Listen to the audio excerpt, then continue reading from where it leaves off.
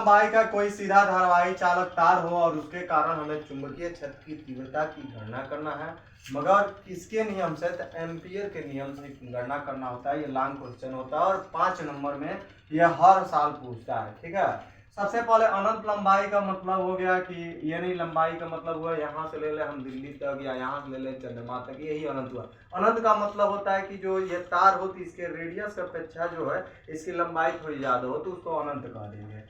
तो उसी अनंत लंबाई का कोई सीधे धारावाही तार मतलब जिसमें हम धारा का प्रवाह करते हो तो उसके कारण मैग्नेटिक फील्ड कितना होता है। आप चुंबकीय क्षेत्र जानते ही हो कि जैसे ये चुंबक है तो इसके चारों ओर का एरिया देखते हैं, जिसमें हमारा कोई चुंबकीय सुई लाते रखते हैं तो वह उस पर एक बल आघूर्ण कार्य करे जिसके कारण वह एक निश्चित दिशा में ठहरती हो या चुंबक के प्रभाव का हम अनुभव करते हैं, वही मैग्नेटिक फील्ड कहलाता है। अब रही बात की धारावाही चालक तार के कारण चुंबकीय क्षेत्र ज्ञात करना, मतलब ओरेस्टेड कहते हैं कि कोई भी धारावाही तार होगा जिसमें धारा का प्रवाह होता है तो वो अपने चारों तरफ मैग्नेटिक फील्ड उत्पन्न करता है, इलेक्ट्रिक फील्ड भी उत्पन्न करता है, मतलब वैद्युत क्षेत्र भी उत्पन्न करता है, साथ में मैग्नेटिक फील्ड भी होता है। कौन कहता है? ओरेस्टेड। मान लो ये धारावाही चालक तार है, मान लीजिए ये नंगा तार रहता तो ये तो प्लास्टिक इसके ऊपर लगा है, अगर नंगा रहता तो इसमें अगर हम धारा का प्रवाह करते हैं तो ये अपने चारों तरफ मैग्नेटिक फील्ड उत्पन्न करता है। हम नहीं कह रहे हैं, ओरेस्टेड कहते हैं, ये होता ही है। इसमें मैग्नेटिक फील्ड भी उत्पन्न होता है और चुंबकीय क्षेत्र भी मतलब इलेक्ट्रिक फील्ड भी उत्पन्न होता है।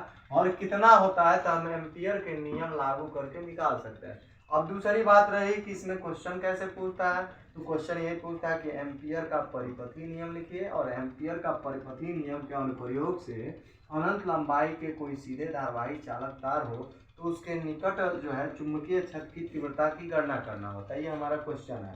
ठीक है, अब रही बात की हम इसको हम पढ़ेंगे कैसे लगाएंगे। सबसे पहले इसमें एम्पियर का नियम कहता है तो खुल के वीडियो बना चुके हैं, आप देख सकते हैं, पढ़ सकते हैं।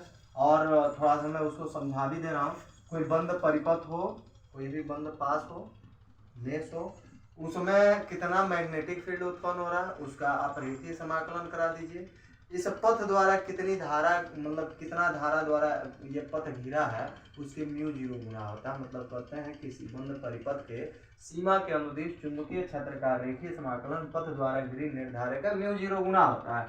अब कह रहा है क्वेश्चन अनंत लंबाई का कोई सीधा धारावाही चालक तार हो तो उसके निकट चुंबकीय क्षेत्र की तीव्रता कितनी होगी, एम्पियर के नियम लागू करके निकालना होता है। ठीक है, मान लीजिए कोई सीधे रेखीय धारावाही चालक तार है, इसमें हम कितना धारा प्रवाहित कर दें तो आई धारा।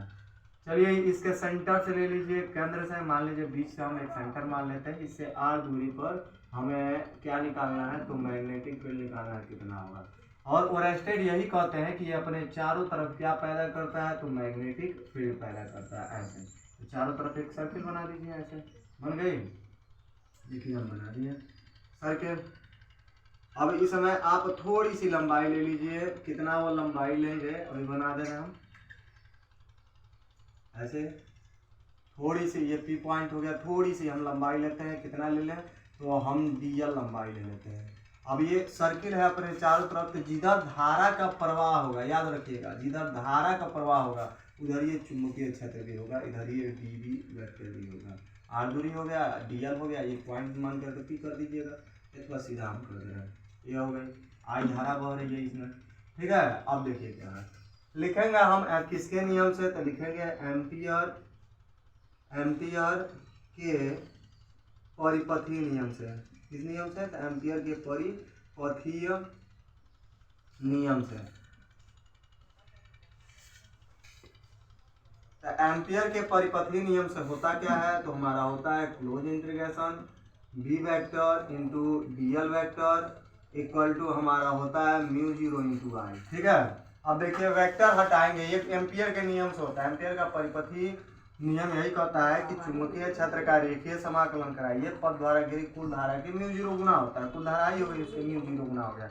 अब वेक्टर हटाते हैं तो इसमें cos थीटा जुड़ता है तो क्लोज इंटीग्रेशन हो जाएगा हमारा b into D, cos theta जुड़ जाएगा और थीटा में इसमें कितना अंश का एंगल बन रहा है 0, क्योंकि धारा जिधर है उधर ये चुंबकीय क्षेत्र की दिशा भी है तो इसलिए एंगल हमारा कितना हो जाएगा तो 0 अंश का एंगल हो जाएगा। अब बाकी इधर क्या है हमारा तो हमारा है म्यू 0 इंटू आई है। अब cos 0 का मान कितना होता है 1 होता है, तो हमारा खाली बचेगा close integration B into D L बराबर क्या बच जाएगा, तो म्यू जीरो इंटू आई।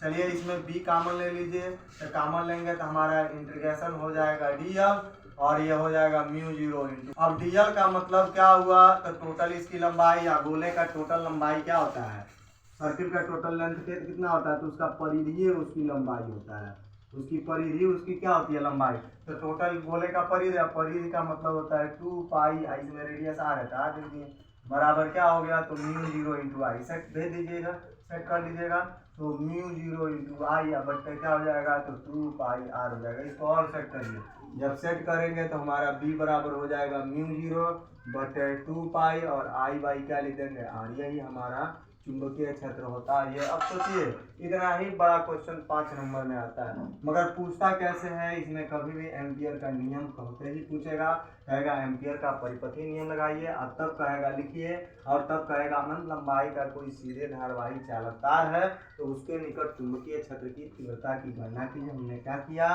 कुछ नहीं किया, एक सीधा धारावाही चालक तार लिया, इससे आर दूरी पर मैग्नेटिक फील्ड निकालना था, एक सर्किल बना दीजिए। क्यों बनाया, क्योंकि कोई भी धारावाही चालक तार हो जिसमें धारा बहेगा तो अपने चारों तरफ मैग्नेटिक फील्ड उत्पन्न करेगा। थोड़ी सी लंबाई लेनी है हमने डी एल, मैग्नेटिक फील्ड क्योंकि जिधर धारा बहेगी उधर ये होगा इसकी दिशा में, एंगल कितना हो जाएगा, तो थीटा इक्वल टू 0 हो जाएगा। एम्पियर का परिपथी नियम, क्योंकि एम्पियर के नियम से निकालना है तो हम क्या करेंगे, close integration B vector into D L vector और mu zero into I. Vector हटाते हैं तो हमारा काज थीटा जुड़ता है, यहाँ काज जीरो का माने खाली बी इंटू डी एल बराबर म्यू जीरो इंटू आई, बी निकल जाएगा, क्लोज इंटीग्रेशन डी एल बराबर म्यू जीरो इंटू आई। डी एल का मतलब हुआ टोटल सर्किल की लंबाई, और टोटल सर्किल की लंबाई कितना है, तो 2 पाई आर है बराबर इधर कितना है, तो म्यू जीरो इंटू आई है, तो बी निकालेंगे भेज देंगे डिवाइड हो जाएगा। इसको सेट कर लेंगे, हो गया। ये बहुत आसान है जो हर साल बोर्ड में आता है और ये 5 नंबर में आया है। देखिए क्या है, कुछ भी नहीं है, आप नोट्स भी बना सकते हैं, क्योंकि हमने शुरू से और लास्ट तक सारे एकदम पहले से लेकर ये 7वां चैप्टर का एकदम सीरियल वाइज आपका नोट्स बनता जाएगा। सीरियल वाइज हमने वीडियो बनाया, हर एक टर्न का एकदम स्पेशल टर्न बनाया है। ठीक है, उम्मीद करते हैं आपको समझ में आई तो लाइक शेयर सब्सक्राइब जरूर करिएगा।